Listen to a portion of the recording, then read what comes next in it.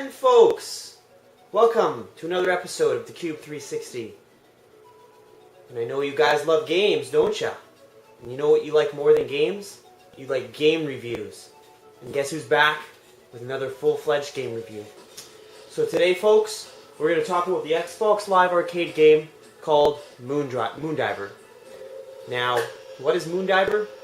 Well, it's a side-scrolling adventure action game. You run from one side to the other. Think of it like Strider. It's actually kind of by the same developer as Strider. And actually now Square Enix have actually taken ownership of this franchise as well. They've revamped it now, so they're publishing it as well now. And so it's so automatically you already know there's going to be some RPG elements to it, don't you? Square Enix is involved. So I forget what the other company is that does the Strider, but someone will post it because they always do. But that's that, and so it's a kind of a, think of it like Contra, like a run and gun kind of game when you're running from one side to the other. But it's with a sword. You got the sword, and you got RPG elements to it now. You got your magic power, you got your hit power, and HP. You level up your character. You fight some bosses. There's a bunch of levels, and there's 4 players. I don't want to give too much away right here with my just introduction, because I mean I'm going to be giving you a full-fledged review of the game right here, just taking a look at it. And so how about we go and take a look at that right now, folks. Alright, folks, let's check out Moondiver here. So this is the main menu, nothing too special. You got local game, Xbox, live, leaderboard, achievements, help and options, downloadable content, So let's just go play, check out the local game here. So you click local game, and then there's story mode. So let's play some story mode. So right off the bat, you got 4 characters to choose from. There's red, yellow, blue, and green. Each of them have their own different attributes. Some are stronger than others in different areas, like strength, power, magic. The blue one is more of a magic one. The green one is more of a strength guy. So I choose the red guy. He's all around balanced pretty much. I'm just going to show you a little bit more about the magic powers here. Each of them actually has 4 slots available to equip magic. Now there's different kind of magic that you can find throughout the game. Attack power, raising your attack, freezing the enemies, healing power, stuff like that. So you're allowed up to 4 to use at any given time. And you use your D-pad to basically select which 4 you want to use at any time. I'll talk to you about magic a little bit later. There's a story, obviously, but the story isn't too exciting. There's this is the end boss. I don't even really know who the hell he is. It's just some guy, and there's cutscenes throughout, but there's nothing too exciting. So it's a generic kind of run and gun platformer, 2D side-scrolling run and gun platformer that actually adds a lot of RPG elements to it, because Square Enix have kind of taken the role. They've grouped with the creators of Strider. Strider are actually this is kind of like a Strider game. They're the creators who make, it's kind of like a sequel, kind of. So it's pretty basic. It's like Strider mixed with, I'd say, Contra, and then a little bit of RPG elements here and there. You upgrade your character.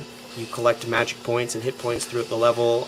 You can gain levels, stuff like that. So it's not, one of the quirks about this game is it can actually be played with multiplayer. So 2 players, 3 players, 4 players. Now, as you see on the screen here, the more players you play with, the more hectic it becomes. So I'm not sure I really like that or agree with that, because you kind of lose your character, and there's just so much going on at once that I honestly find it a little bit better to play with 1 player.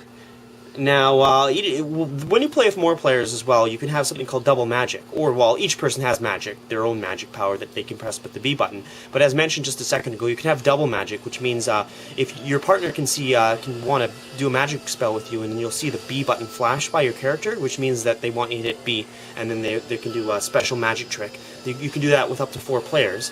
Another thing about this game is you can save your character by if they have a help thing by them. It's kind of like Scott Pilgrim, when you could save your character, you can resuscitate them. But be warned, if you die while trying to save your character, this will happen.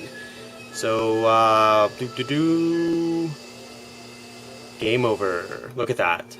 So, here's saving the characters the other way, and then you're still alive, so it's okay. So each character you can level up at the end of the level, obviously, based on the experience points that you've gained throughout the level. So here I have 2 more levels that I can up. I can up my hit points, magic points, and my power. Obviously, you can't have a kind of a game like this without big bosses, right? So there are plenty of big, huge bosses to kick your ass in this game as well. So stay tuned for my final verdict. I hope you enjoyed the review there. Welcome back to my conclusion here. I'm about to give you the final verdict of Moon Diver. So as you know from my review, I was a little harsh on the game. Yeah, I'll admit I was a little harsh on the game. I admit I had high expectations for it before it came out.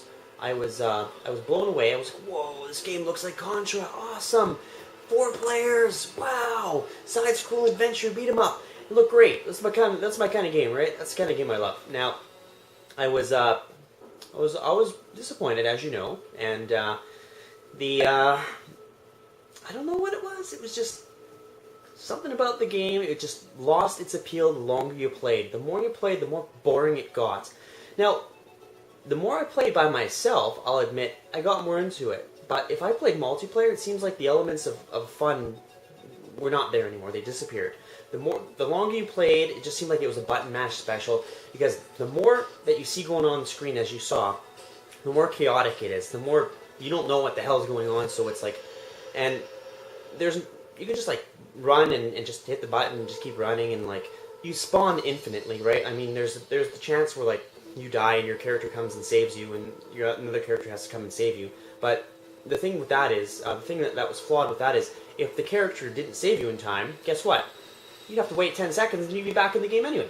So it's kind of pointless. I mean, they should have at least given you a set number of lives, or, you know, something like you die, you don't get to come back in.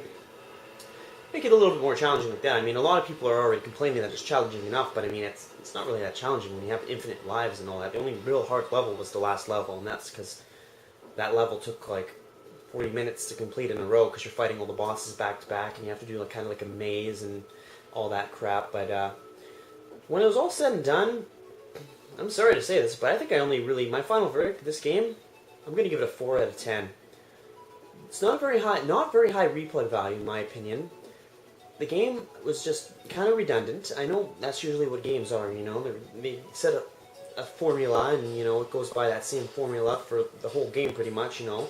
Mario Brothers isn't going to start racing cars or something like that, but, well, unless it's Mario Kart, of course, but, you know, like, platforming game doesn't switch that often. There are exceptions to the franchises, like Battletoads, which goes from platforming to like racing to like, oh, I don't even know what else, right? Like dodging and a bunch of crazy stuff. But you know, there are some franchises that mix them up a little, and I kind of like that because it keeps things interesting. But this game was supposed to be just a run and gun kind of attack, and it lost its appeal as time went on, and I don't know what else to say. I'm sorry to say that, but anyone that enjoyed the game, it was an okay game.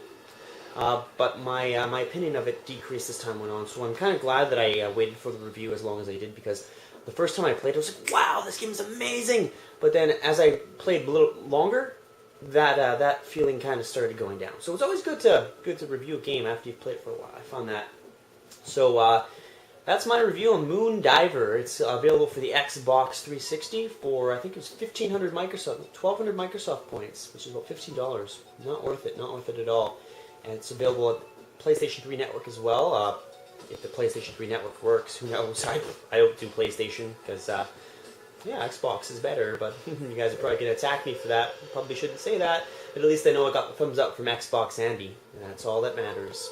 Xbox Andy is a true Xbox supporter. You probably guys have no idea what the hell I'm talking about, but anyway, that's Moon Diver for you, for PlayStation and Xbox, so check it out if you dare. Pay the full price, but I would wait for it to be discounted. Okay? Well, that's that. And we'll see you next time on the Cube 360.